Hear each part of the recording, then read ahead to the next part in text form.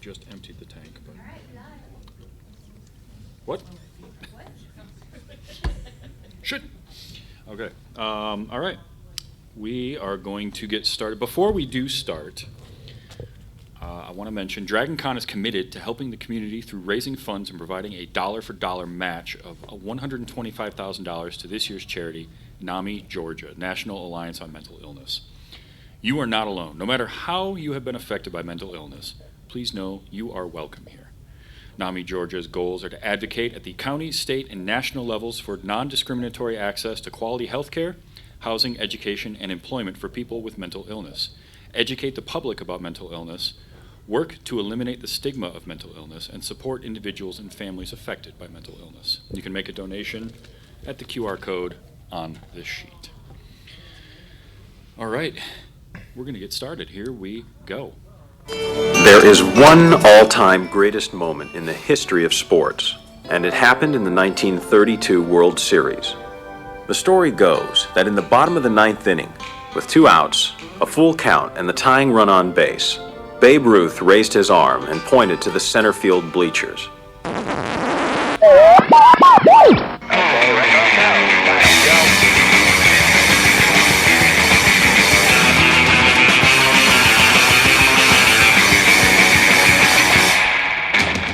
Hello and welcome. Welcome and hello. This is Wait You Haven't Seen. We're live at DragonCon. It's a show where we talk about movies, and specifically, we talk about a movie at least one of us had never seen before. I'm your host, Travis, aka TV's Travis, and this is the show about The Sandlot. And joining me to talk about it, because neither one of them had seen it, it is Calvin and Jackson of Uploads of Fun. How you doing? Hello. I am good. I'm good as well. So neither one of you had seen The Sandlot before. Had you heard of it? Had the name ever been said before? Oh, yeah. Okay. Yes, by my father. So he had seen it, but he somehow hadn't shown it to you yet? No, That just sounds like bad parenting to me. All right, so you had a chance to watch it. Mm-hmm. Calvin, I'm going to start with you. Okay. What'd you think just as a movie to watch? I thought it was really good. I thought it was very enjoyable. It's a movie that anyone can watch, even if you don't like baseball. It's very funny. I would definitely give it a try. It's very good. I mean, gosh, the casting in this movie is spot on. It's perfect. Everyone they got to play the roles was perfect, and I definitely like the guy who played Ham, which is kind of funny. I've seen the guy who played Ham's videos online. He does videos with his family and stuff, and they're great. And so when I finally watched The Sandlot, I was like, hey, it's the guy from YouTube and TikTok and all that stuff. So it's pretty cool. Yeah, exactly. You're killing me, small. I've definitely heard that phrase 1,000 times. What's great about that is you're equating him to his stuff he did on YouTube and TikTok, and for pretty much everyone else in the room, the guy on YouTube and TikTok is, hey, it's Ham from The Sandlot. Yeah, exactly. Or, if you want to go real obscure, one episode of The X-Files where he played a vampire. That's right. So I'm curious, with a movie like this, it's 32 or 33 years old, I think. Yeah. But it's also set 30 years before that. It's set in the Yes. 1960s. Okay. Yet you didn't seem to have any trouble kind of relating to the overall themes to it, it seems. No, because it didn't feel old. Yeah, it didn't. Most older movies set in the past are like in black and white. They're very boring. I mean, the characters, it's always, it's kind of, it's just so typical and so boring. This was completely different than anything that's been set in the 60s. And it feels like, does it feel like kids that maybe you would have known at some point? I wish. I mean, that would have been great, but no. Now, Sandlot baseball, for me, growing up, was actually something that I did. We had, in a couple of different neighborhoods, we had a Sandlot area. We would go and we would play ball. It wasn't as nice as theirs. We didn't have a backstop. We had, second base was a stump out in the middle of the field, and a tree was your first base, that kind of thing. But what would be an equivalent of something maybe you would have today that could be anything like this, where just people gathered and it didn't matter sort of your background. It was just people gathered to do a thing. Ooh, do we have a place like that? I don't feel like. And it doesn't necessarily have to be like a physical place, although if you did have that, because I had Sandlot baseball or arcades or things of that nature growing up. But I'm just curious what you would have had. Would it be something like a online gaming? Yeah, Fortnite. Oh yeah, Fortnite. Okay. So This dude. what would be, because in this movie, the big thing at the end is the pickle, right? They get into the pickle with the baseball signed by Babe yes. Ruth. Oh gosh. You know, I have a big problem with that whole thing. Okay, Yeah. what's that? They should have just gone over to Mr. Myrtle and asked for the ball. But Squint said that they couldn't. They could have. He said you could have just came over to me and asked for it, and I would have gotten it for you.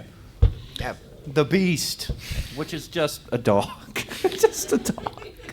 One of the things I love about this movie is that story is so mythical by the time it gets to Yes. Scotty and everybody.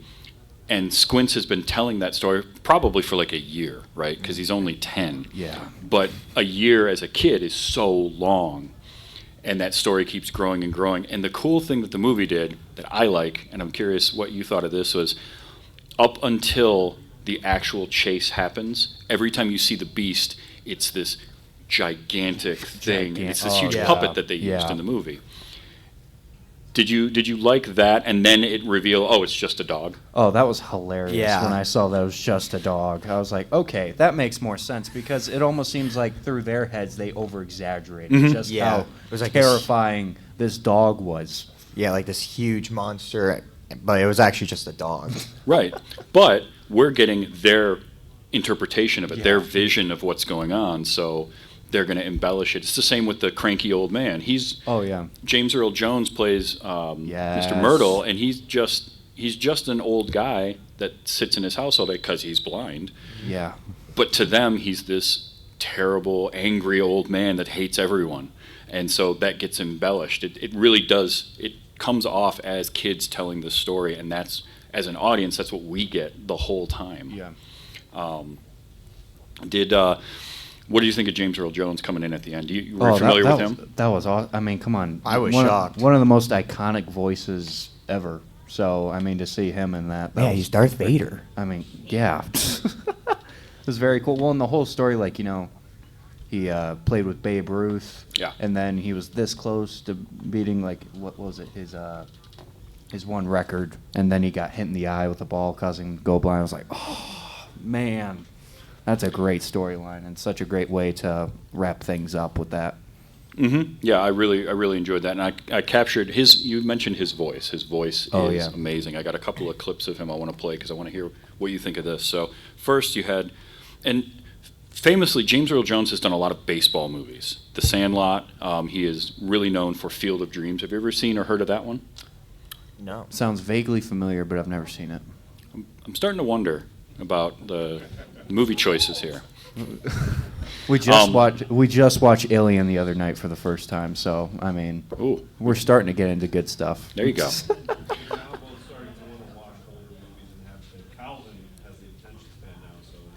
Oh, well, that works. That was actually going to be a question. Before we play any audio, the movie moves along at a pretty good pace. You didn't have any problem. Oh, yeah. Like, it didn't get boring for you being a 30-year-old movie? Oh, no. No. It didn't feel 30 years old at all. I mean, there are some movies made today that feel like they're going on forever. And, you know, I mean, there are some movies made even after The Sandlot where the CGI is bad, story's terrible. It really doesn't matter with The Sandlot. It's just great in quality, great story, great actors. Everything they did for this movie was just spot on. You mentioned CGI. There is none in this. This Yeah, is kind good, of pre that. But did the puppet look fake? I liked that. Okay. I liked Yeah, it it was fun. because You like that? it gave, you know, again, it over exaggerated what they were seeing, and instead of doing, you know, I know they couldn't do CGI, but the puppet like hand really, or claw or whatever, made it look really like corny and kind of scary, but then also just straight out ridiculous at the same time that I loved it. Excellent. And the movie has kind of these little vignettes, right? Because there's like moments where, like when they go to the pool, That was great. You like that scene? Oh, Oh, that's very much. Oh my gosh! Wow, talk about comedy gold right there. When Squints goes up and pretends to drown. Well, he doesn't pretend to drown. He drowns himself, but he's fine. And then he just kisses Wendy Peppercorn. That was amazing. And they have 9 children in And the they future. have 9 children. Yeah. And I Good for wonder him. if they were to make the movie today, do you think they would still write that scene that way? No, because people get offended a lot quicker and stuff. Back then, they were just like, "Oh, kid kisses a 20-something-year-old lifeguard. cares? Sure, why not? Let's go with that."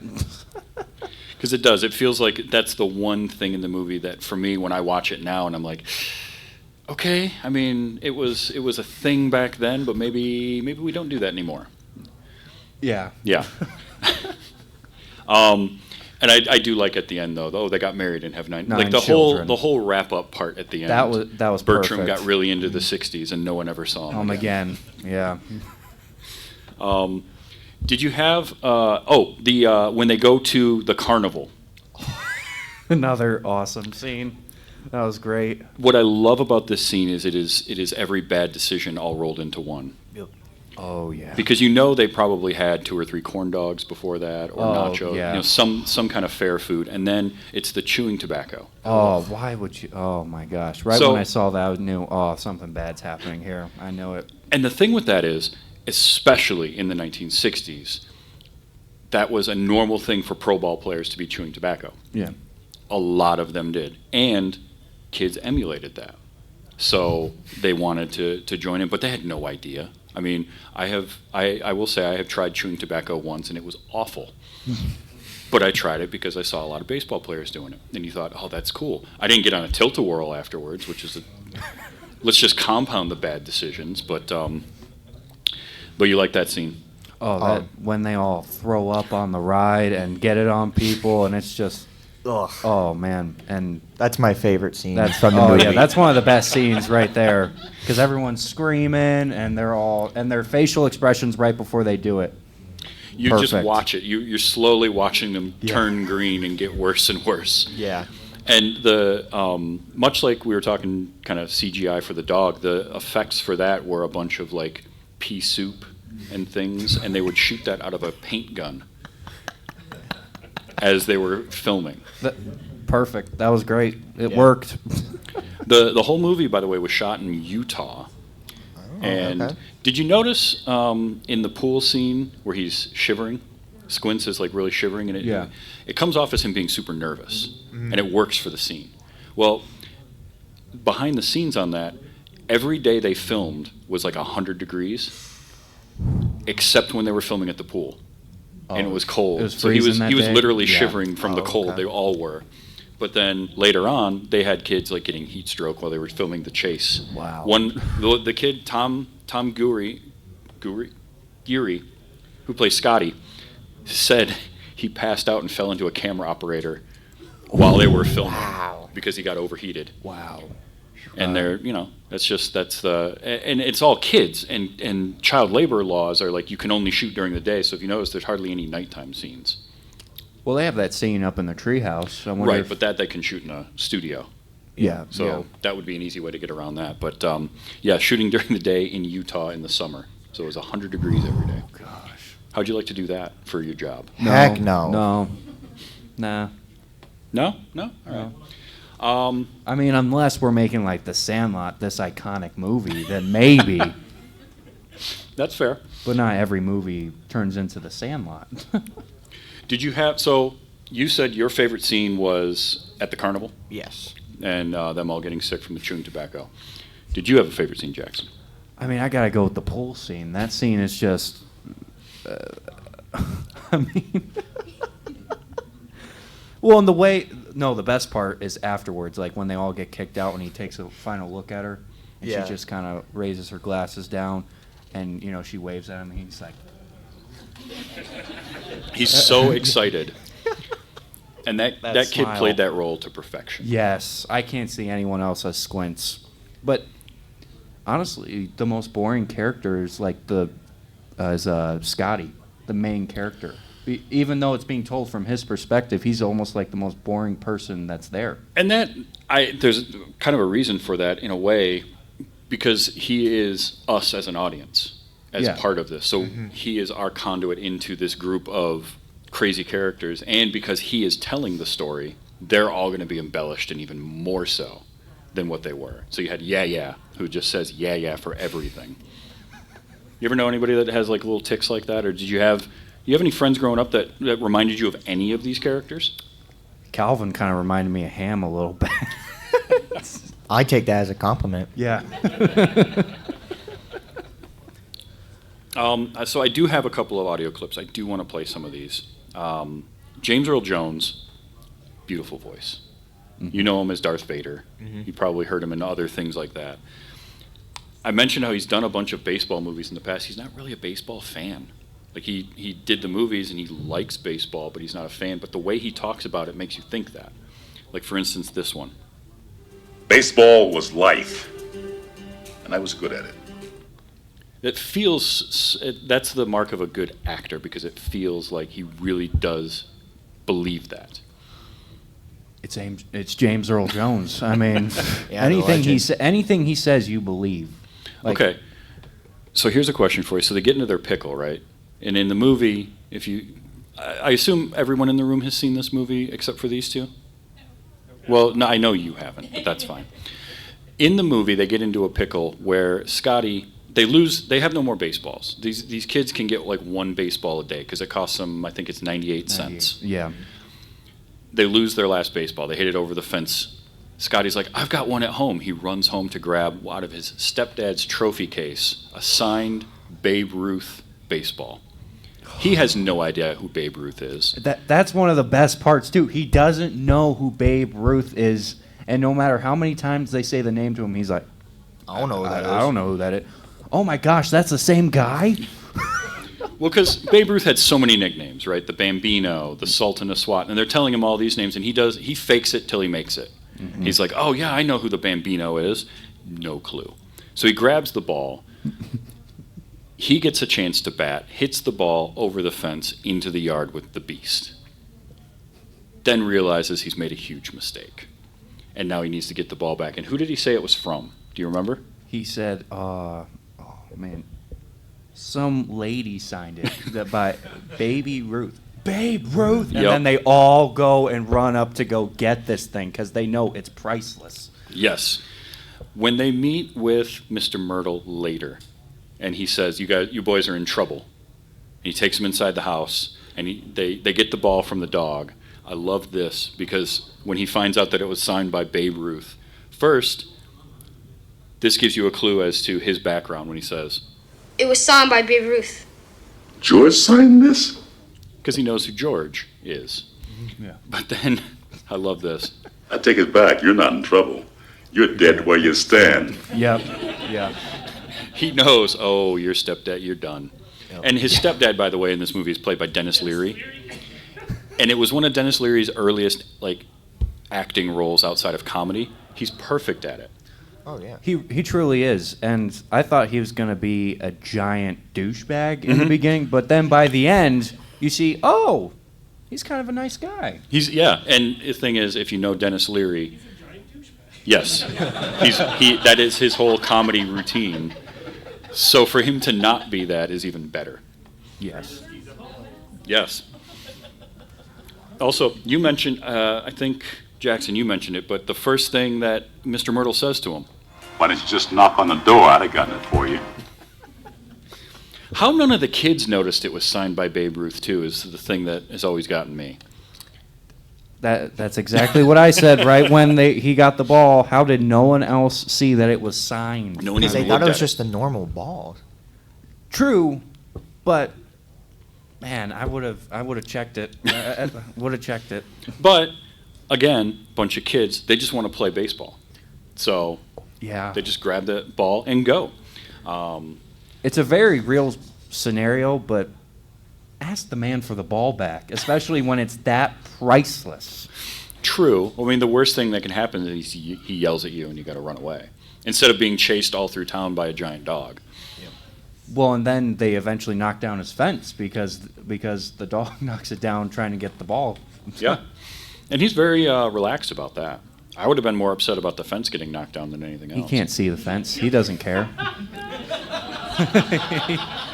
he can't All see right. the fence. You have a good point there.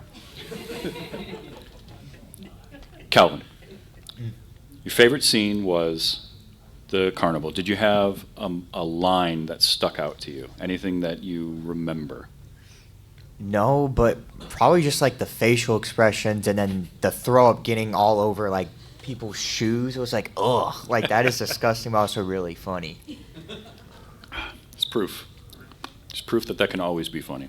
Jackson, how about you? Is there any line in the movie that like really stood out to you, or delivery of one? You're killing me, Smalls. Anything by Ham. Anything by Ham. The s'mores scene, because s'more scene. Smalls doesn't know what s'mores S'mores are. are. So he's like, some more of what? I haven't had anything.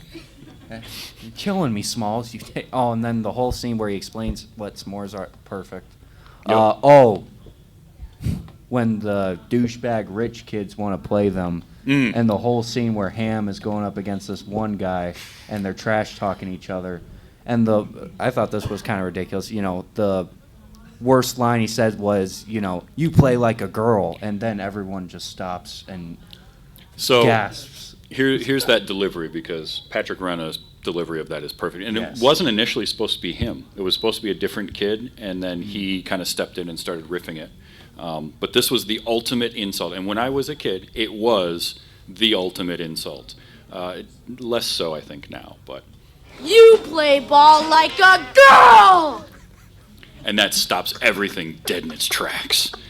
There's like 18 kids, and they're just all, oh, that was the worst thing you could say. I'm taking it. It didn't hit that way for you? Well, it was more it was more funny than anything. I mean, but then what's even funnier is when they finally do play them, and he's trash talking the guys while they're batting. Is that your sister out in the field, naked? You think she'd go out with me? Ham is probably the best character in this movie. Honestly. Facts. Definitely. He's the one that gets to have the most fun. He does the Babe Ruth calls his shot at one point. They all laugh at him, and then he hits a home run anyway. Yeah. You mentioned this one. I just like this. Shut up! You're killing me, Smalls. I use that to this day, just in random conversation. Maybe you will too. Maybe now that you've seen the movie. Mm-hmm. Our dad. Have you ever heard anyone say that? Our dad. Yeah. Definitely. Told you, Benny. Told you. Yes. That's a good one. Benny, by the way, I did not know this until this watch through. The kid that plays Benny and the actor that plays older Ben at the final scene, brothers. Which I thought was really cool because they look really similar, and I thought, Yeah. wow, they did a great job finding an older actor that looked like that kid. No, they just cast his older brother. And he's wearing number 3 in honor of Babe Ruth. Oh, I didn't notice that. Well, and then the end, Ham becomes the great Hambino, the wrestler. That is perfect, by the way. That Yes. character would absolutely become a pro wrestler. No question. You had one that just disappeared into the 60s and one that becomes a pro wrestler. You ever hear this? I'm curious if you understood what this reference was. The kid is a L7 weenie. I actually don't know what that I don't means. know what that is, really. So an L7 weenie, a square. And a square was a way to call somebody a nerd or a geek back Okay. in the day. Okay. So that Well, was the way Squint says it again. It's comedy. It's just great comedy. The whole movie is filled with. The best parts are when the kids are just ripping each other when they're Yeah. making fun of one another. It's perfect. and it all relies on those kids having good chemistry together. Oh, Because yeah. you believe that they're friends throughout the whole movie. Well, and they're not so sure about Scotty at the beginning, and then they finally start to accept him because of Benny. Mm-hmm. And then it kind of takes a step back a little bit when they realize what he allowed to happen. He allowed a Babe Ruth signed baseball to get trapped with what they thought was a beast. Well, and it's great because that's like Act 3 of the movie is that happens, and rather than ostracize him, they all band together because they became friends. And that's at the core of the movie what works so well is now we get 20 minutes, 25 minutes of movie time of them, a montage of them trying to get it back. You know, the one scene where Yaya gets lowered down to get it, he should have just thrown it over the fence or something, not have dropped it. That was so back dumb. down. I went, oh, no. Well, and by that time, the dog had already ruined its worth. Sure. It had chewed it up and everything. So Smalls was kind of dead already, but thank God, in the end, he got a baseball signed by all of the 1927 Yankees. Yes. The whole team. Oh, Man. Yeah, which is, if you're a baseball fan, the 1927 Yankees is the baseball team. oh yeah, that wouldn't. If that was sold, it would never be sold. Whoever has that ball never would give that No. out. They No, would it have wouldn't. it buried with them or something. So Squints has probably some of the best lines, but I like this one because this feels like something that a kid would say, not really understanding what it meant, or not getting how the context of it would work. And this is when they're in the pool. I've swum here every summer in my adult life. He heard somebody say that at some point and just Yeah, parroted it. yeah, that definitely. Oh, Hamilton Porter became a professional wrestler. You know him as the Great Hambino. Yeah. that's a pretty good name, too. Yeah. It's perfect, and it matches what the character would call himself because you know that one scene before they go out to play, I'm the Great Hambino. Yeah. I'm a great Bambino. And they you can't know, understand and they what can't he's understand what he's saying. saying. Yes. Because he's trying to emulate the chewing tobacco with a bunch of bubble gum. Yeah. Which is what I always did. That was my move, was the Big League Chew was back in the day. It was bubble gum marketed as chewing tobacco. Yes. Well, that's also- what they go back to after they have that whole chewing Yes. tobacco incident. We'll just stick with Big League. Too. Yeah, we had a lot of weird stuff when I was a kid. We had candy cigarettes. Oh, my grandmother loves those things. They were just chalk. It Yeah. was just chalk and sugar. I used to like them, but now, yeah, it is just chalk and sugar. Necco wafers taste better than that, and that's true. You can. I like this line a lot, and this is from Benny's Dream, which Oh, where he meets Babe Ruth in Yeah. the dream. Babe Ruth, played by the late Art LaFleur, and I love that performance of Babe Ruth is one of my favorite Babe Ruths. It just, I don't know what it is about it. Maybe it's because it's like a dream sequence and he's really hamming up the performance. He's really overplaying it, chewing on that cigar the whole time. But I like this when he's leaving. Heroes get remembered, but legends never die. It fits into the theme of the movie a lot too, because this whole story became a legend for this kid into his adulthood, and really all of those kids.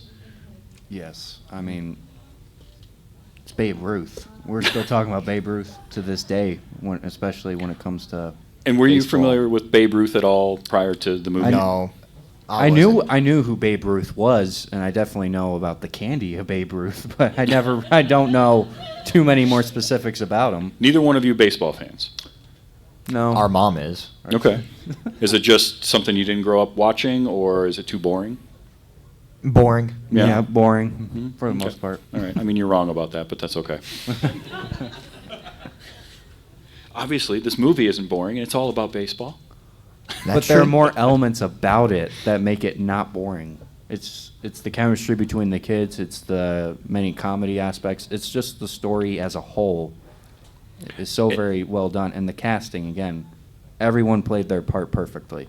I can't see the Sandlot being played by anyone else. Right.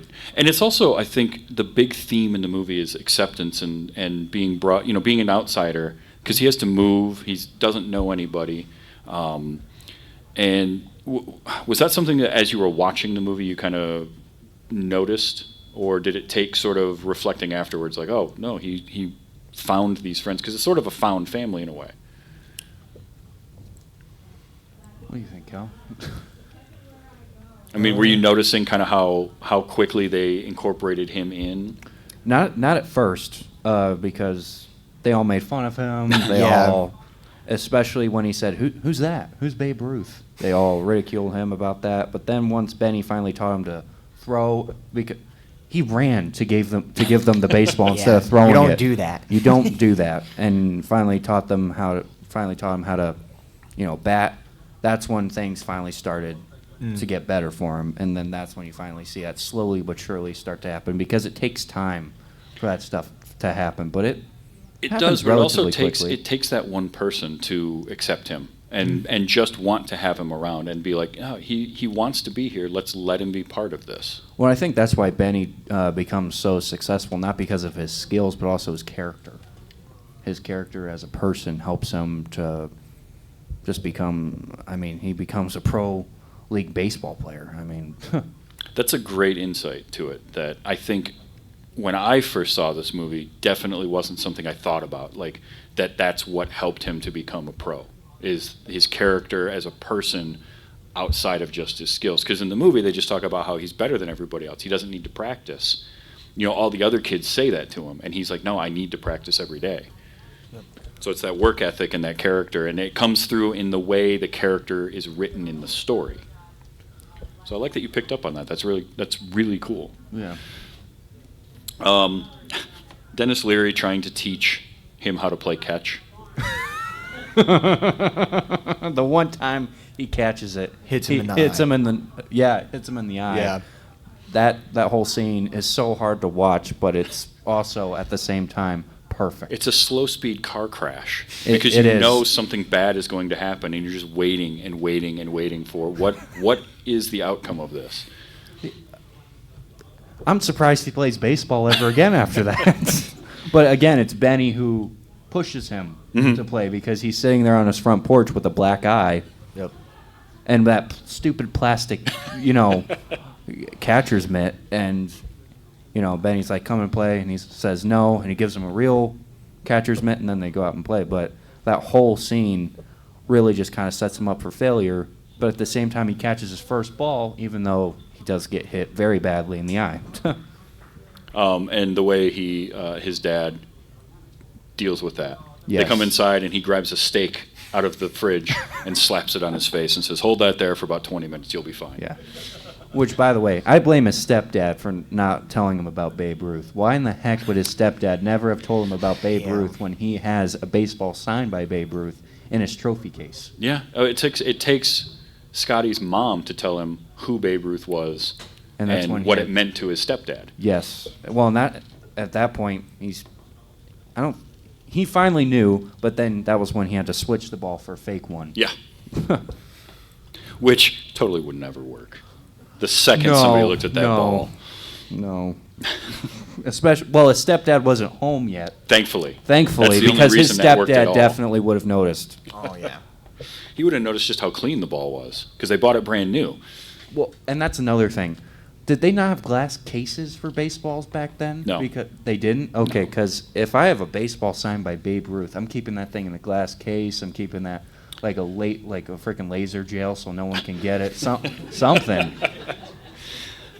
Well, I mean, collecting is a lot different now because you notice he had a whole room of stuff, but everything was out because he wanted to be able to look at it, as opposed to keeping it under lock and key, which is how Scotty gets the ball in the first place. Well, Again. it would be much different today because if even rumor got out that you had a baseball signed by Babe Ruth, someone would break into your house. So, what would be the equivalent of the Babe Ruth baseball to you today? Can you think of something that would fit into that same kind of an idea of just this mythical thing? Whether you understand what it is or not, what do you think would be that if the movie wasn't about baseball?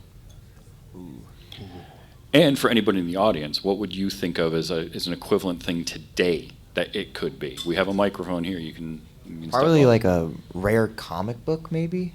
Or Okay. like the first Spider-Man ever made, Yeah. like the first, like signed by Stan Lee or something with his passing. That would, man, Okay, that'd be all right. worth a lot. Darth Vader's lightsaber is going up for auction soon.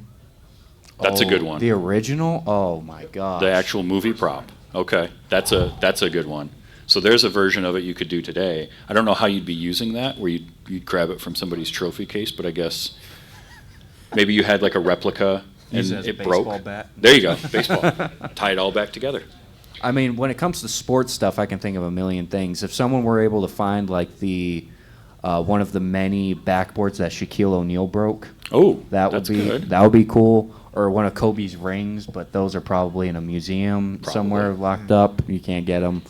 But I'm trying to think of something for me personally that would be worth a lot. Probably, I love The Dark Knight. That's one of my all-time favorite movie. I love Heath Ledger. So anything signed by Heath Ledger would be Okay. I would absolutely love that with his passing, man. I would love to have something signed by him. Calvin, do you have anything you'd think of?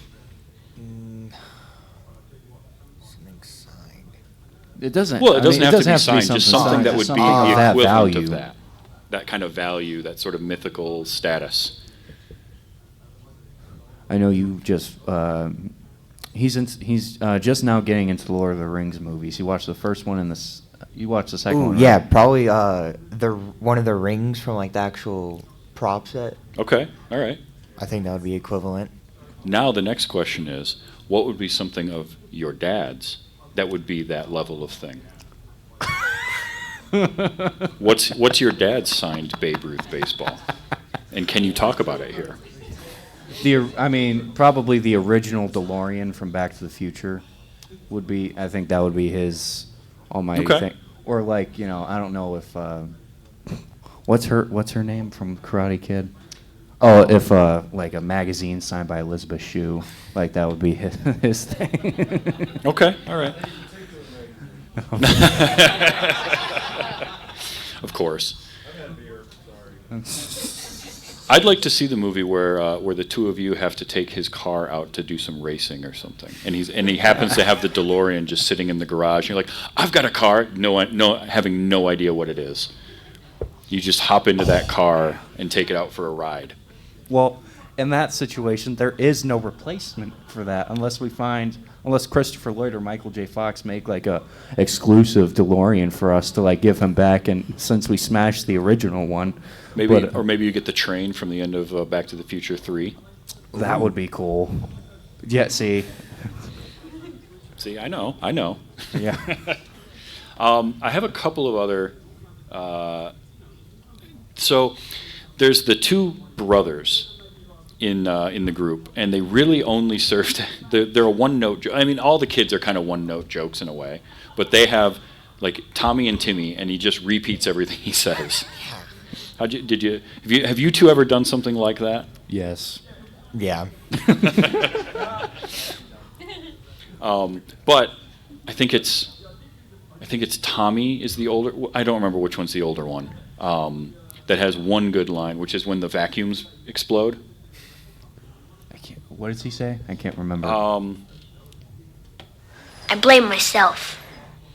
Oh, and then he comes out with all the dust. All the dust on him. Yes. Because they link 3 vacuum cleaners together to try and suction up the ball from the other side of the fence, and then the beast pinches the pipe. Yeah.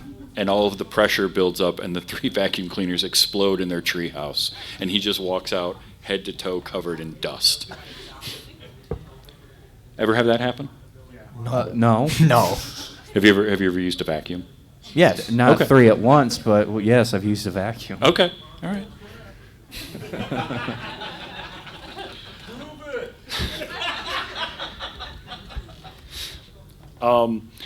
I like to when coming back to like L7 weenie and the kids are all, because Scotty shows up, he's wearing khaki shorts and his like pressed shirt tucked in and that hat. He has the worst baseball hat you have ever seen. To this day I have never seen a hat like it with a bill on the front that sticks out like 1.5 feet. Like if you turn too quickly, he would knock somebody out with it.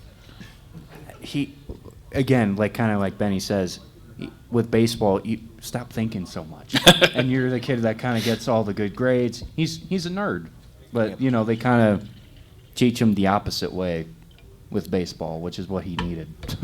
Well, and it's funny you say he gets good grades because there's the great line when Benny's first talking to him. How'd you get straight A's and shit, huh? No, I got a B once. And then he goes, actually, it was an A-, but it should have been a B. Yeah. They also, let's see, what was, oh, yeah, yeah. Yeah, he looks pretty crappy. You ever know anybody that's got a vocal tick like that? Something that they just say all the time? Or did either one of you ever go through like a phase maybe where you did that? You had a thing that you phase. said way too much.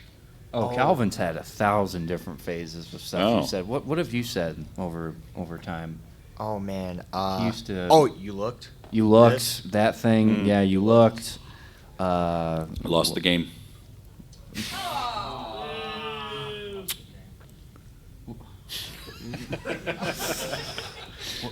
What, I feel like you've said a bunch more things, but I just can't think of them. He goes through phases all the time of whatever he sees on the internet. He says. Yep. So it's a meme thing? Yep. You find a meme Yeah. and you latch onto it for a For month? like a month, and then I'm done. Yeah. I forget about it. Yeah, that happens. It seems like it happens faster and faster, too. Memes come and go very quickly, which thank God, because most of them are not that great to begin with. I like this, too. Don't be a goofus. Don't be a goofus. Don't be a goofus. He doesn't even say doofus right. He calls himself a goofus. No, that was a different term. He was he was being a goofus. That was a. Okay. That was a thing. That was a thing. Yeah. Oh, okay. Highlights magazine, Goofus and Gallant. Oh, okay. We're too young to know that. That's fair. That's fair. I was too young to know that when I was a kid. I just figured it was a word he made up. But, when I first saw this movie, I was, I think, 11 or 12. Oh.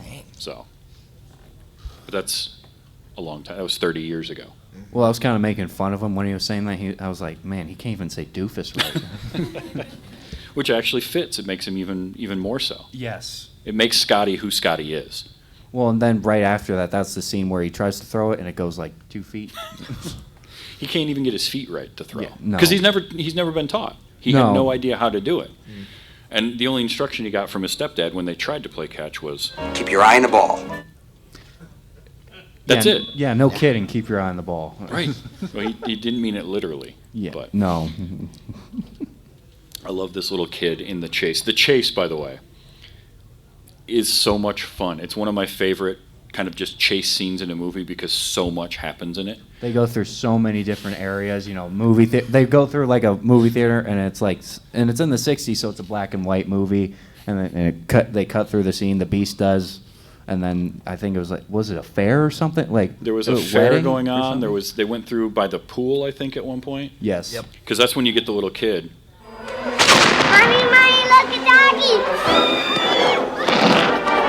Ooh, a big doggy. Ooh, a big doggy. I love that kid. Yeah. That whole scene was very well done. My question was that one dog the entire time, or did they switch through different dogs throughout that whole scene? Because if they didn't, man, that dog was super well trained. Holy crap. Well, I mean, stage dogs, they have companies that train dogs for film. They're actors. So, yeah, it was one dog throughout the whole thing. We can't get our dog to go outside properly, so. Another way they made fun of him, because there's a lot of ribbing of Scotty at first. Oh, yeah. And I think this might be Squints. Yeah. Nope. Oscar Mayer even.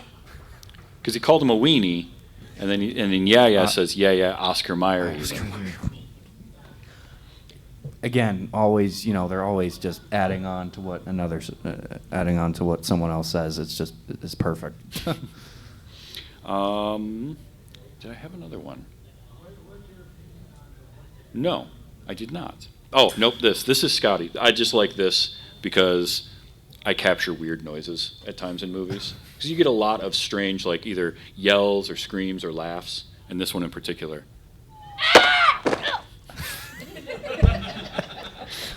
When he's trying to catch the ball in the outfield for the first time. Well, and he doesn't know. I think Benny tells him to go center left center or something, and he says, "Is it right here?" And he said, "No, center, man. That's just left." He goes in the center. And he moves over a few feet and stands there, and then when the ball gets right to him,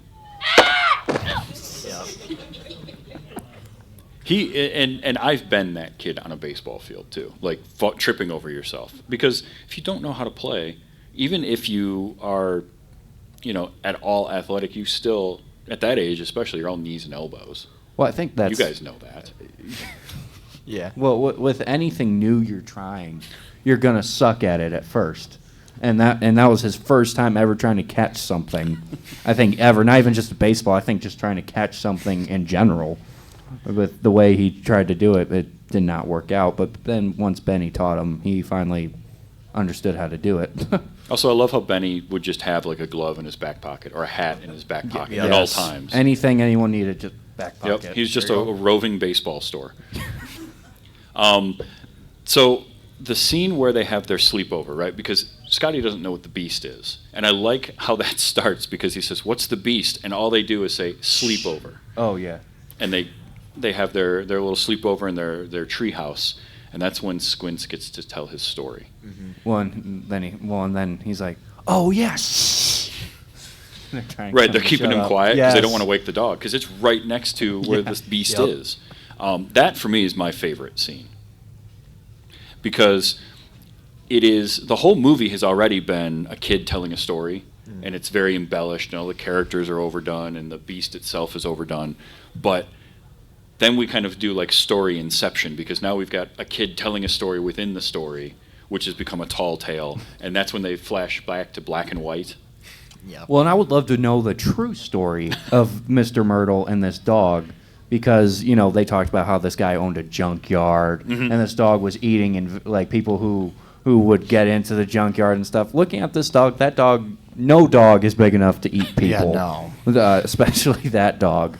That's the beauty of it, is the whole thing is so over embellished. Like they show him, he got a puppy, and he takes the puppy and puts it into a trailer, and then he's throwing whole sides of beef in to feed the dog. And the dog grew to huge size. And when the people come to rob the junkyard, and they're wearing like black masks, Yes, the typical robber Yes. looks. striped shirts, I think even. Yes. And then the Beast just ate them. Because again, it's a kid telling a story. Oh yeah. He probably heard that like this guy had a junkyard dog and maybe somebody tried to break in and the dog scared them off. But that became the dog ate them and it ate a kid. Oh yeah. And it just becomes this mythical thing. Well, it was almost like like a campfire story, flashlight in hand, and it turned into like this black and white movie almost. That was perfectly well done. I wish more movies would do stuff like that, over exaggerate it. Yeah. Yeah, you like the like really flamboyant overdone stuff like that? In that context, it worked. As a story? Yes. Yeah. I think also what works for that is having all of the dialogue be mouthed by the actors in the flashback, but it's his voice the whole time. So it's this 10-year-old kid's voice. Forever. Oh, you mean... Forever. Yeah. Forever. That's another one I use way too much. Anytime I have to say the word forever, I overpronounce it because of this movie. It's perfect. Again, it's perfect. Can you think of a movie that would be anything like this today?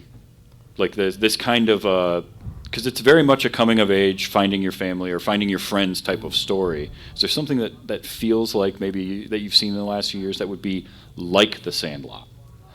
Last few years. Ooh. Or, any movie that you've seen in the last few years, but maybe it's just something more modern. I think it was made maybe even a little before or maybe after, but it's definitely not modern, I would say. But Rookie of the Year. Okay. I like Rookie of the Year. That's a great movie. That's a really great movie. Becomes a pitcher for the Chicago Cubs because he landed on his arm wrong. Right. And at least he actually knows about baseball. I'll just say that. That's true. That one's a really good one. But modern, I can't think of anything that's no. like The Sandlot coming of age. And nothing kind of comes to mind that's like just a group of kids maybe getting together. Did you watch Stranger Things? Yes. Okay. I mean, it's not in the same genre, but like the idea of these kids having their stories. And in their case, the tall tales are true and actually happening. Yeah. That one was definitely more extreme. More extreme because, I mean, obviously, I think the Scotty in that scenario, the outcast is L. Yes. You know, she has powers and everything, and barely talks in the beginning. So Whereas Scotty won't shut up. Yeah, yeah. He just goes and goes and goes. It's him and Yeah all the time. Yeah. Or in Squints. But when Squints talks, it's hilarious. When Ham talks, hilarious. So was Ham both of your favorite character? Absolutely, Absolutely, Okay. definitely. I All would right. love to meet him. I hear he does cons now. I saw that he goes to cons. I'd love to meet him. He would be fun to meet. He would be. Okay, so if you can't choose Ham, who is your next favorite character in the movie? Squints. Yeah. All right. I like that you both have the same favorite. Like you're on the same path. We're very much into comedy, so the funniest characters or the funniest people in movies we always pay attention to. And they obviously had the best lines. They performed very well for those characters. If they ever replaced both of those characters, I would never watch The Sandlot again. So, Well, they didn't replace them, but they did make a sequel to the movie. boo, boo! I'm never watching it. I see. I'm with you in that I think it's a movie that doesn't need a sequel. It does no. There's some movies you just don't touch. We should watch it just to see how bad it is. Yeah. I forbid it. Yeah, we're not watching that. All right, I take back some of the bad parenting lines I said earlier. All right, Calvin. Which character from the movie is your brother? It's a tough one. Maybe a mix. Can it be a mix? I'll allow it. Probably Ham with Benny. Probably, yeah. Ham with Benny. So he's athletic. He can run. Yeah. Okay. All right. What? I don't know where you're getting your information from, but I stopped playing basketball because I hate running. Oh. Man, I hate it. So, I mean, sure. Then probably just Ham. Yeah, okay, cool. All right, Jackson. Who's your brother from the movie? Ham and Squints, definitely. Hey. Especially that's when Calvin gets overexcited about something and he really gets his teeth shown in a smile. Yeah. I see that Squint smile. Perfect. I love it. Okay, now you don't play a lot of baseball, but if you did, Jackson, would you have a position that you would play? If you were on the Sandlot team, where is Benny putting you on the field? Any idea? Left center. Yeah, sure. Left center. Yeah, let's go with that. Okay. Yeah, left center. All right. So you're the Scotty in this. Yeah, situation. I'll be Scotty. Would you catch the ball, or would it end up being more? And would you make that sound? I would. My sound would be a lot more dramatic, actually, probably. You'd also have further to fall. You're much taller than Scotty. Yeah. So you both enjoyed this. Would you go back and watch? Because you said you saw Rookie of the Year. Oh yeah. Are there other movies maybe from that era you would want to check out? Not even baseball related necessarily, but there are a lot of baseball movies. Baseball is a sport that translates to movies, I think, better than a lot of other ones for some reason. But what's another kind of coming of age movie that maybe you would want to check out that you had heard of before?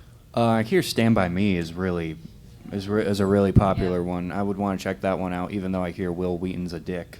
I'm just kidding. I'd love to see that. Stand By Me. All right. Stand By Me. Coming of age movies? I don't really know many. You don't really know many? Can you give us some more examples? I mean, Stand By Me would be the first one I would have mentioned. So. Yeah. Well, that one I hear the Duffer Brothers got a lot of inspiration for that in Stranger Things. Stand By Me, especially the four main guys. That's where they got that from. I recommend seeing it. It's a good one. Oh, perfect. Yay. There you go. You got the stamp of approval. Nice. Of the baseball movies that you've seen, is it just this and Rookie of the Year? Yes. Yes. Okay. Oh, Moneyball. Oh. Wait, have I seen Moneyball? I haven't seen Moneyball. Moneyball is a great movie. Nope. I've heard of that one though. I want to watch that one. That's a great one because that's the same era of films, but it's football related instead of baseball. Are there any? So Little Giants was mentioned. Did anybody else have any of those kind of same movies that maybe they remember from that era or from your youth at all? Oh, we've seen Goonies. Goonies. We've definitely seen All right. Goonies. I heard Bad News Bears twice now. Which one? Mighty Ducks. Have you seen that? Yes. Oh, Mighty Ducks. Yes, we were. Okay. We were forced to watch. That I've only one. seen the That- first one. I've seen all three. The first two are great. I love them. Yeah.